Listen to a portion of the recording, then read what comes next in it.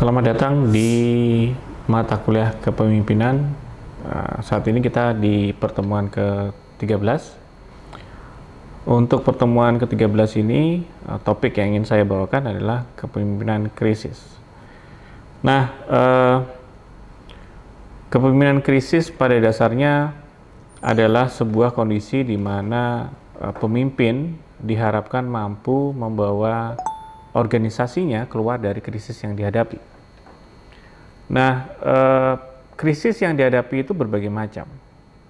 Pada saat ini jelas krisis yang sedang kita hadapi adalah COVID-19, pandemik, dan krisis ini tidak hanya pada bidang kesehatan, tapi juga berdampak pada bidang ekonomi.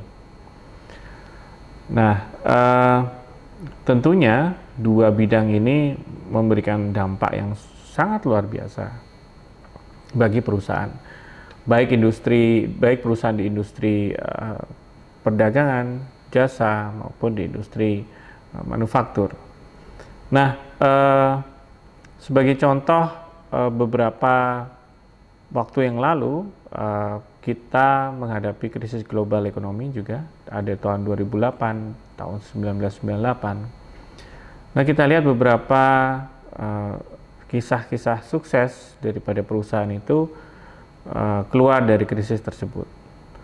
Terlepas dari cara yang digunakan itu tidak sama, tetapi kita bisa melihat bagaimana pemimpin yang ada di perusahaan itu berjuang untuk membawa perusahaannya keluar dari krisis.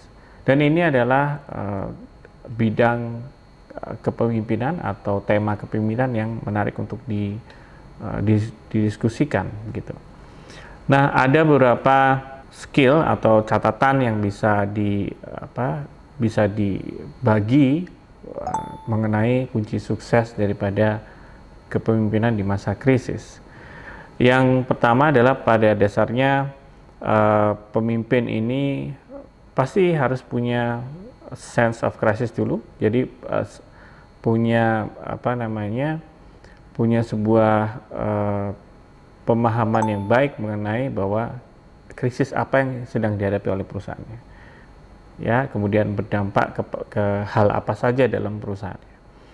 Nah, setelah krisis terjadi, perusahaan itu atau pemimpin ini harus kemudian mampu menyediakan sebuah ketenangan di antara karyawan.